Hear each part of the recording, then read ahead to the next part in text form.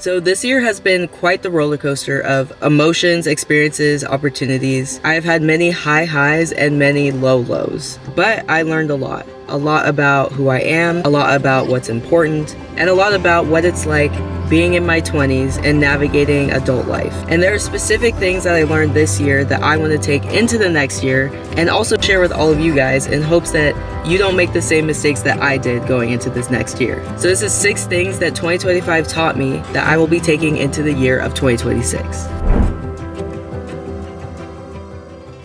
So right now, I'm actually just about to head into a cafe. I'll show some B-roll. It's called Ryan Bros Coffee, and I'm super excited to try out this place. I've seen a couple of different videos. They have like these flights, like holiday flights. I think they have flights all year long, but it's like depending on the season, it's a different flight. Like right now, it's a holiday flight. So they have a hot chocolate flight and then like a holiday espresso flight. So that'll be really cool to try. Yeah, so before I go in there, let me talk about one of the things that I learned this year that I will be taking into 2026 is this idea of being alone but not lonely. Because guys, loneliness is so real, especially in this generation, and the constant scrolling on social media does not help that at all. But this year I feel like I've embraced this idea of being alone but not feeling lonely. And this is coming from someone who struggles from a severe case of FOMO. And as someone in their 20s, I'm starting to see friends getting into relationships, moving away, getting married, having kids. And at a certain point, naturally I'm gonna start feeling like I'm behind and that I don't have anyone to relate to at this stage of life. But this year has taught me that, one, it's not true that I'm alone in this stage of life. It's just I happen to surround myself with people who are in a different stage of life. This year has taught me that being alone does not have to be a negative thing, and it doesn't have to be equated with being lonely. And honestly, y'all know, like, I'm never truly alone. I have God, and he's always there, always trying to talk to me anyway. So I'm like technically I'm never really alone. And that also really helps me with my mindset of feeling lonely, because I'm like, okay, I have the creator of the universe at my back. Like, I don't have to worry about people and who's in my life and who's not in my life and stuff like that. But honestly, I've learned that when you spend time in your own company, you learn so much more about yourself because you're away from any external influence. People cannot like change the way you think,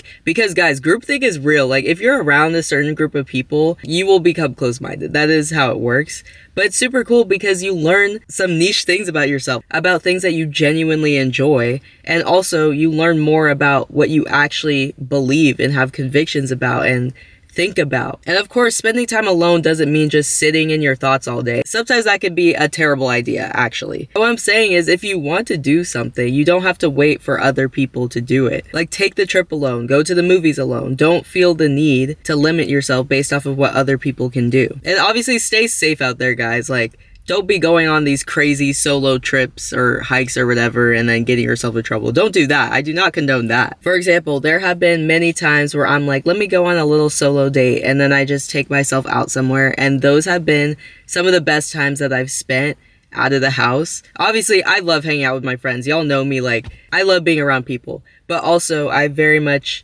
value the time that I can spend on my own. And of course, the time that I spend with just me and God. I think that's very, very important, and I highly recommend. So that is one thing that I learned this year, and it's been very helpful because at the beginning of the year, I was so afraid of missing out of everything, but now I don't feel the need to be at every function or know every detail of the drama or anything like that. Like, I'm literally just over here protecting my peace, hanging out with the Lord, and just vibing. So it's been great.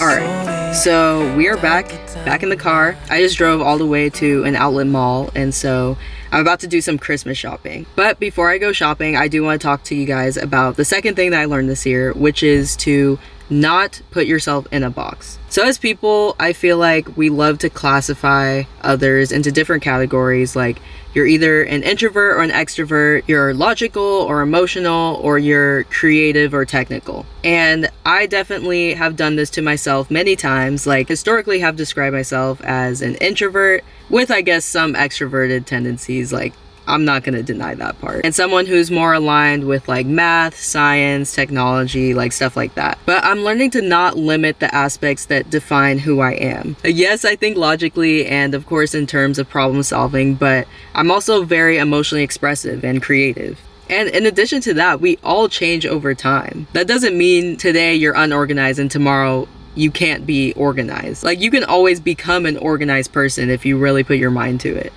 It also means that just because you consider yourself an unorganized person, it doesn't mean that you can never like make something happen, plan an event, or put on something. So don't let a single attribute that you have dictate what you can or cannot do. Like just because you've played the piano your whole life doesn't mean that you can't pick up the drums at some point. I believe one thing that I've learned this year is that if I want to be something or become someone or accomplish something, I just need to work towards it and believe that I can do it.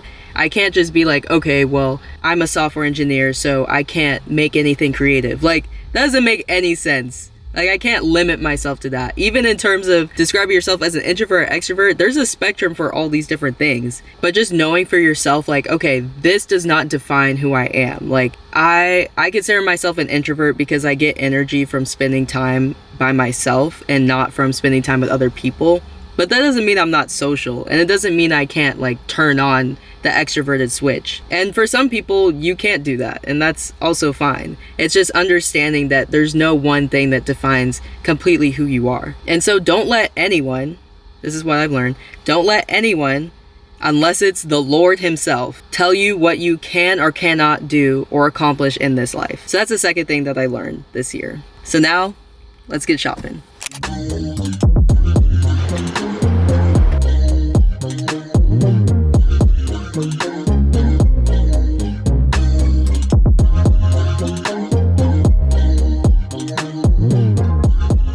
Bruh, I was supposed to turn there. That's crazy. Anyway, so I just finished shopping and now, okay, hopefully, I just finished shopping and now I'm on my way to the ice rink, actually. I'm gonna be ice skating with some friends. I volunteer with the youth group at church. We basically have a Christmas party at the ice rink, so there's gonna be some food there. I haven't eaten anything today. I've only had that coffee this morning. So I'm excited to eat some food and then get on the ice. I love ice skating, and sometimes it's hard to find people who want to ice skate because a lot of people didn't grow up doing that. They don't really know how to skate, so they don't want to, and it's kind of expensive. Not that I like grew up ice skating that often, but we did go like at least a couple times a year, and so I'm like, yeah, I would love to go and skate. I'm excited for that. All right, so I just got to the ice rink. And before I go in and skate, I'm going to talk about the next thing that I learned this year, which is this year I learned a lot about how important it is to take care of your body. And that is for sure something that I will stand by for next year. And there's a couple practicals that kind of helped me this year taking care of myself, where I realized, oh my gosh, like I can't neglect my body the way that I was when I was in school and the right after school and stuff like that. So for one, I learned that I have to fuel myself very well. Like I have to make and eat food that's gonna give me energy for the whole day. And I need to make sure I'm also getting the nutrients that I need every day. The second thing is that I need to make sure that I'm getting enough sleep. I cannot stress this enough. Beginning of this year, I was going out. You guys know I love to dance. And so I was going out dancing like every other night, multiple times a week, getting back home at like 12 a.m., 1 a.m., 2 a.m., and then working at 8 a.m. in the morning. And it was just not good for my health. And I was stressed out all the time. I was super anxious all the time, super like literally depressed all the time. And I feel like a lot of that was due to me not getting enough sleep. And so halfway through the year, I ended up really transforming my sleep schedule and starting to go to bed a lot earlier. And as a result, it improved my mood so much.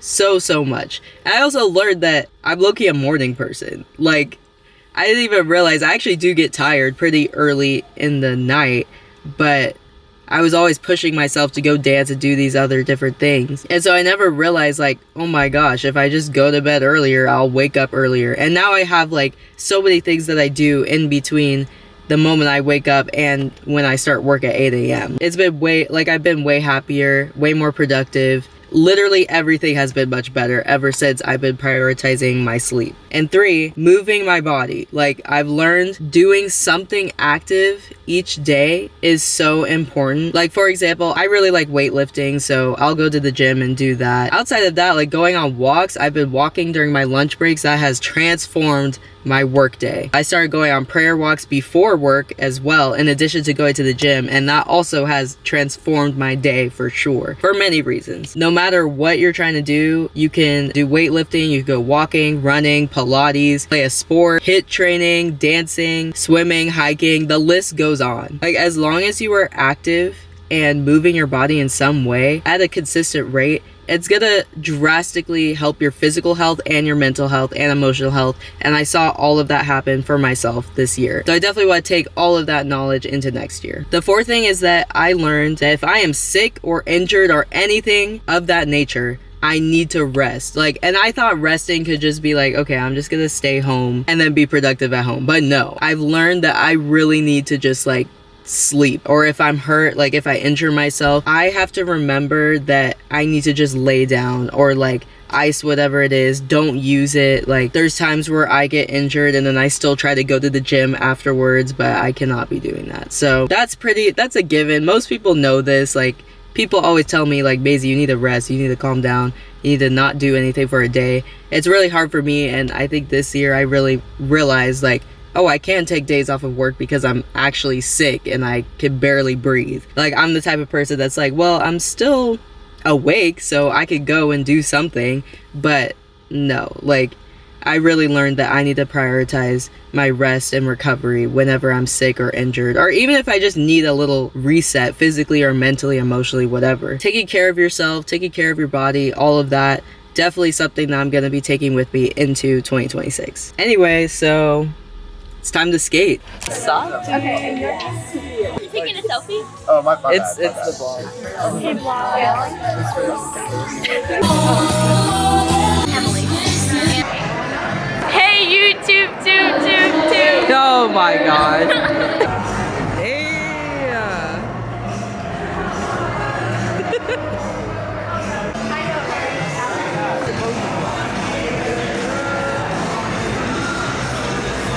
Alright, so I just got back home from ice skating. Super fun, by the way. Had an amazing time. But anyway, continuing with the video, another thing that I've learned this year is more about the importance of family. Whether it's your blood family or your found family, your family is basically consists of the people who influence you the most and make you who you are today. And much of who we are is shaped by our families. And honestly, I think it's very natural as you get older, and I think for me specifically, as I've gotten older, I've wanted to be more independent, which is very normal, especially in American culture in general. But I think this year I have been reminded to really make sure that I continue to have strong relationships with my family members. Because honestly, I'm very, very fortunate. I have an amazing family. Personally, I'm very fortunate to have that. A lot of people, even if they do grow up in great families, like, they don't necessarily have the close relationships that I have with my family members. This year, like, I've definitely lost people in my family or people that I consider my family. And honestly, like, it's been very difficult and very hard, and it's very painful to lose somebody that you care about. It's just another reminder that I want to make sure I savor every moment that I have with the people that I love. And I'm not perfect at this at all. Like, there's so many times where I want to do my own thing, go my own path, stuff like that. But I think this year I've learned to really appreciate, respect, and love my family a lot deeper than I have in the past. And even with the family that I have, that I'm so fortunate enough to have, we hurt each other, and we have hurt each other so deeply. But it's very important to me now that I always make sure to go back and mend those relationships, and I feel like they feel the same way. Anyway, so now I'm actually, well, as you can see, I had a bit of an outfit change. Not really, I just changed my vest, that's it. Because this one's a bit longer, as you can see, because I'm gonna be out in Little Italy So that'll be cool. I'm going to a friend's house. I'm gonna head over there, and so I'll catch you guys over there. Okay, I'm getting gas right now, but I do want to continue this because we are losing light. This next one is gonna sound kind of obvious, but this year I learned to just be myself. I think this year I've definitely grown in loving the way that God created me. The main thing that I learned about being myself is really leaning into vulnerability and authenticity. In terms of the vulnerability, I want to make sure that I freely am letting my friends and people close to me know what's going on in my life, how I'm feeling, what I'm thinking, all these different things, so I don't feel alone going through life. So this year I've really tried to just be vulnerable and transparent and open with the people around me, with my friends, with my family, and it has definitely transformed a lot of my friendships for the better. It's helped me feel a lot closer to them, and then they also feel prompted to open up about their lives. And it's cool because then we realize, oh my gosh, we're all going through the same thing. We can literally be suffering together, and it's better to suffer together than to suffer alone. So, and then as I said, leaning into authenticity, I think being my authentic self, being okay with being the weird person in the group. I've tried to fit in so many different ways over the past few years, and it can be as little as like someone's like, oh, I like R&B, and I'm like, oh, I also like R&B, which I do like R&B, guys, but I'm not a real fan, to be honest. I don't know, y'all know, actually maybe you guys don't know, but my music taste is all over the place. Going into this next year, I want to continue to just be who I really am, like the things that I like, even if nobody else likes them. Kind of reminds me of like the whole anime phenomenon, like the fact that anime was so uncool when I was in middle school. Like the fact that I liked anime made me really weird.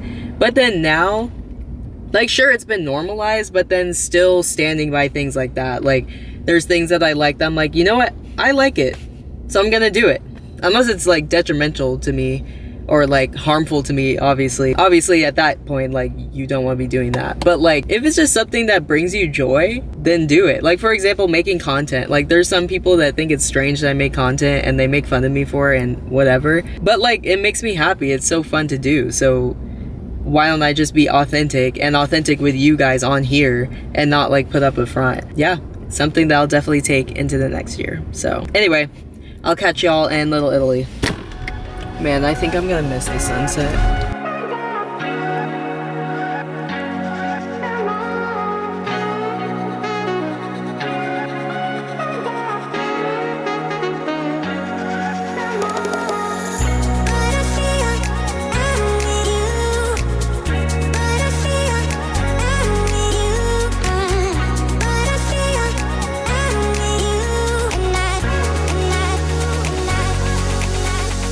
Alright y'all, I have made it back home. I am actually so tired right now. I was actually just getting ready to go to bed. Then I was like, wait, I didn't even finish this video. So this is the last thing that I want to share with you guys. Number 6, what I learned from this past year and that I'm going to take into this next year. And that is to not settle on anything or settle for anything. And before even going into any of that, I feel like I have to define what settling means to me. And for me personally, it means to go after anything that is not what God has planned for me. And this is with the belief that God has something much better planned for my life than what I have planned for my life. And obviously you can have your own specific definitions for what it means to settle in all the different areas of your life. And so the bottom line is that going into the new year, I want to continue to value and master having patience in the midst of my efforts instead of just giving up on my dreams or compromising some of my values just because I can't wait for what was truly meant for me. I'd rather put in the work and wait on God than just put in the work and force my way into something that was not meant for me in the first place. Anyway, so I think with that is the end of this video. Guys, I'm excited for this next year. I think it's going to be a great year. 2026, I'm excited to see what's going to happen.